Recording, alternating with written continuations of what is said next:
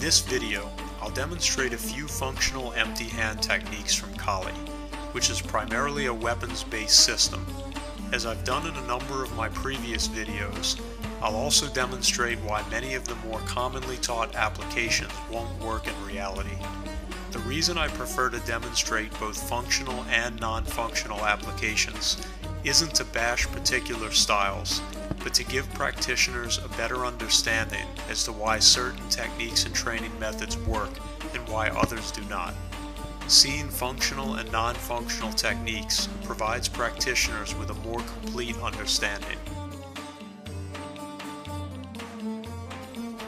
Many empty hand techniques commonly practiced in Kali come from knife versus knife and knife versus empty hand techniques.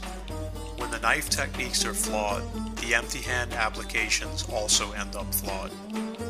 These are three common empty hand techniques trained in Kali, none of which work well in reality.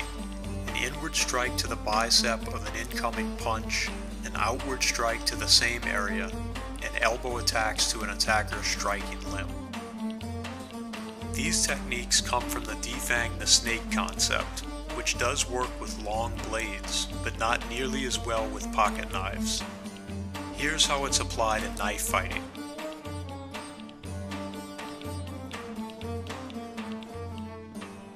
And here's what happens if it's attempted in reality. The situation is similar, but even worse with empty hands. You won't know which hand your opponent will attack with, if the attack will be a straight punch, a hook, or something in between, and he won't leave his arm out in the air for you to strike. The chance of landing one of these techniques in reality is close to zero. If you do try to attack your opponent's incoming limb, he'll probably hit you with his other hand. Moving offline is a good idea, but your opponent will also move to face you.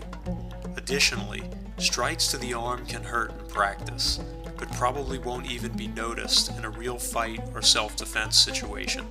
Remember, people break bones, get stabbed, and even get shot without noticing it. A strike to the bicep, even if it were possible, is unlikely to have any effect at all. Here are three functional applications, demonstrated first with a stick and then unarmed. The first is an empty hand application of what we call a number 3 cover. The combination of footwork and cover keeps you safe no matter which punch your opponent throws, and puts you in a great position to counterattack with a variety of techniques.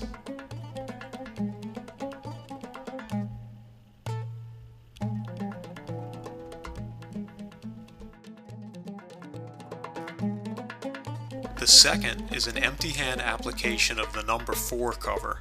This cover also protects against all high line attacks while hitting the attacker in the face and putting you in a good position to counterattack.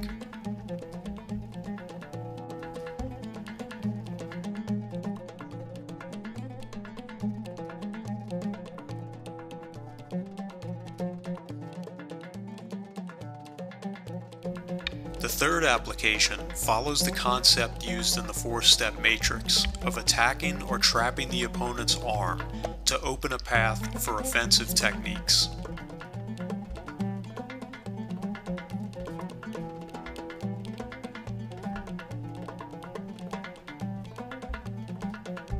Notice that each of these applications works even when you don't know exactly what's coming, which is the most likely situation in a real fight.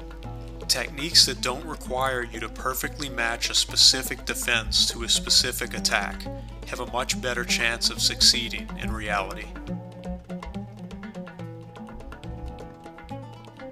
Whether you practice Kali or not, these are solid techniques to train for self-defense.